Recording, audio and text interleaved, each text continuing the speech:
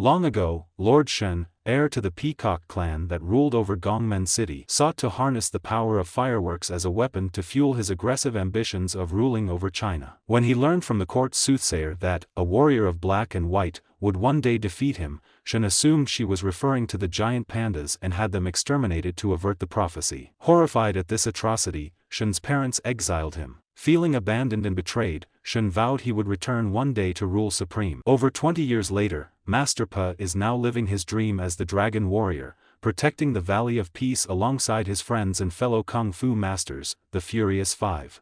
However, Master Shifu's lesson to further Po's training to help him pursue inner peace is interrupted by a raid by wolves seeking all the refined metal they can steal from a village of musicians. Pe and the Five arrive to stop them, but the wolves get away when Pe is distracted by the sight of a symbol on the lead wolf's armor that triggers a flashback of his mother. Pe asks his father where he came from, but all the goose can tell him is that he found Pe as an infant in a vegetable crate behind his restaurant and adopted him. Afterward, Master Shifu receives word that Master Thundering Rhino, leader of the Kung Fu Council protecting Gongmen City, has been killed by Shen's new weapon. Pe and the Furious Five are sent to stop him, but the journey is complicated by Po's troubling nightmares that he feels he cannot share completely with anyone, even with Tigress, whom he is growing increasingly close to. When they reach the city, Pe and the Five find it completely under the control of Shen's forces and try to stealthily reach Masters Storming Ox and Croc in the prison in order to get their help to liberate the city. Unfortunately, both masters inexplicably refuse to leave their cell, citing their helplessness against Lord Shen's weapon, forcing Pe and the Five to make the attempt alone. Pe and the Five are then discovered by the wolf leader, who they chase to prevent him from alerting Shen, only to be ambushed by a massive force. Pe surrenders, and the group is arrested. Tigress questions Pe,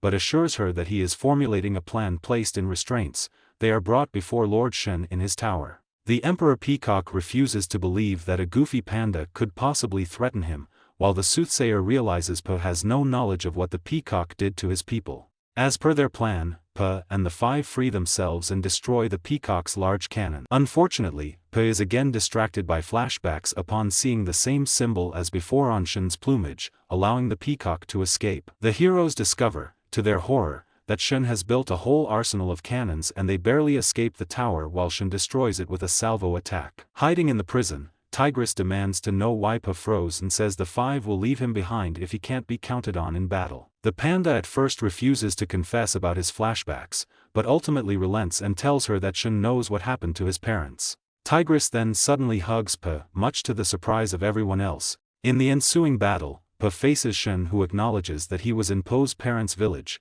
He sadistically claims that Po's parents abandoned him. Pe is emotionally shattered. Shen evilly smiles before he blasts the stunned panda point blank with a giant cannon. Pe rockets out of the factory and plunges into the river to his apparent death, much to the shock and horror of the others. Back in the Jade Palace, Shifu wakes up and is horrified by Po's apparent death, is still alive when he is rescued by the soothsayer, who was exiled earlier by Shen. Guided by the soothsayer to embrace the past and let them rise, Po's memories come back as he witnesses the destruction of his village and his mother's flight from Shen's forces. Given the lie of Shen's cruel claim of abandonment, he sees instead that his mother endangered herself to save him by hiding him in the produce crate and drawing the pursuers away, seemingly to her death. At that, Pe comes to realize that his past does not define him as much as his present choices.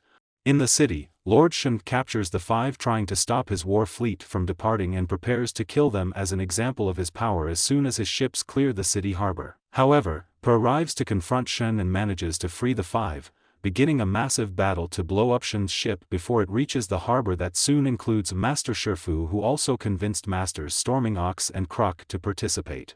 The attempt to stop the fleet fails and the heroes are left floating in the bay amongst the wreckage. Regardless, Pe, finding footing on a floating piece of shattered timber, stands his ground against Shen and astounds everyone when he gauges Shen's cannon fire and redirects it back at his armada. In doing so, Pe devastates the fleet and his cannons through Kung Fu alone and confronts Shen on his damaged flagship. However, Shen refuses the entreaty and hatefully attacks the Dragon Warrior. In the melee, Shen unintentionally slashes the ropes holding up his cannon, which then falls right at top of Shen. Pe soon reunites with the other masters and the city celebrates Po's victory with fireworks. Back in the Valley of Peace, Pe reunites with Mr. Ping and lovingly proclaims him to be his father. However, At that very moment, in a distant hidden area that contains a whole village of giant pandas, Po's biological father is suddenly aware that his son is alive, and that was the best ending of Po 2. I hope you enjoyed. If you did, please do not forget to like and subscribe and share the video to your friends, and I will see you next time.